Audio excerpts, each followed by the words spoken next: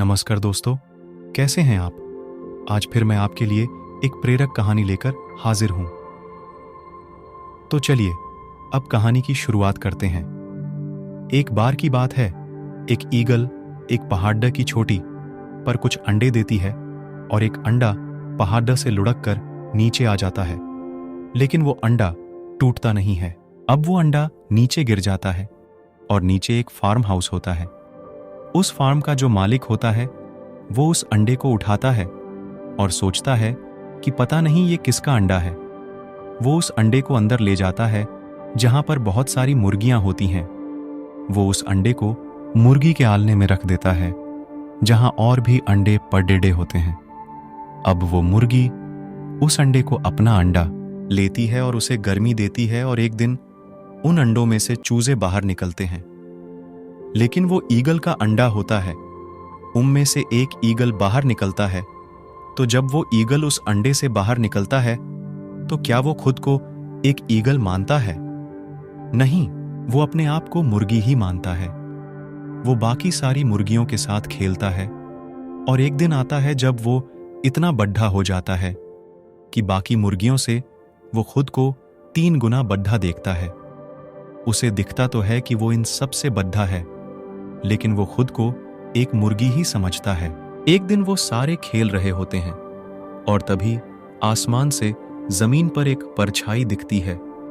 तो वो मुर्गियां कभी ऊपर आसमान में नहीं देखती, हमेशा ग्रुप में रहती हैं। तो जैसे उन्हें लगता है कि कुछ खतरा हो सकता है तो सारी मुर्गियां अंदर भाग जाती हैं और छुप जाती हैं। लेकिन ईगल आसमान में देख भी सकता है और ऊपर उड़ीडीएच भी सकता है। तो वो ऊपर देखता है कि एक बहुत बड़ा पंछी नीचे उड़ीडीएच करा रहा है। वो नीचे उतरकर उसी फार्म में आ रहा है। तो वो ईगल कहीं जाता नहीं है। अब ईगल का बच्चा देखता है कि एक बाज सामने उतर कर आया है और वो बाज उसे बोलता है कि तुम यहां क्या कर रहे हो? तुम भी एक बाज हो, तुम इन मुर्गियों के बीच क्या कर रहे हो? तब वो ईगल का बच्चा बोलता है कि मैं बाज नहीं, मैं तो एक मुर्गी हूं, इसलिए इनके साथ खेल रहा हूं। तब वो बाज बोलता है कि नहीं, तुम अपने आप को देखो, अपने बड़े आकार को देखो, तुम मुर्गियों से कितने बड़े हो।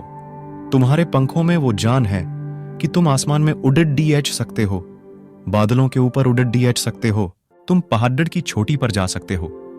तो उस ईगल के बच्चे को लगता है कि ये बाज मुझे बहला रहा है, ये मुझे अपने साथ ले जाएगा और खा जाएगा, और वो वहां से भागकर अंदर चला जाता है।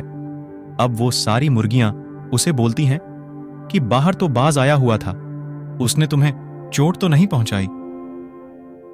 वो बोलता है कि नहीं, वो बाज मुझे बहला रहा था, फुसला रहा था और बोल रहा था कि मैं भी एक बाज हूं, आसमान में उड़ीडीएच सकता हूं, कहीं भी जा सकता हूं।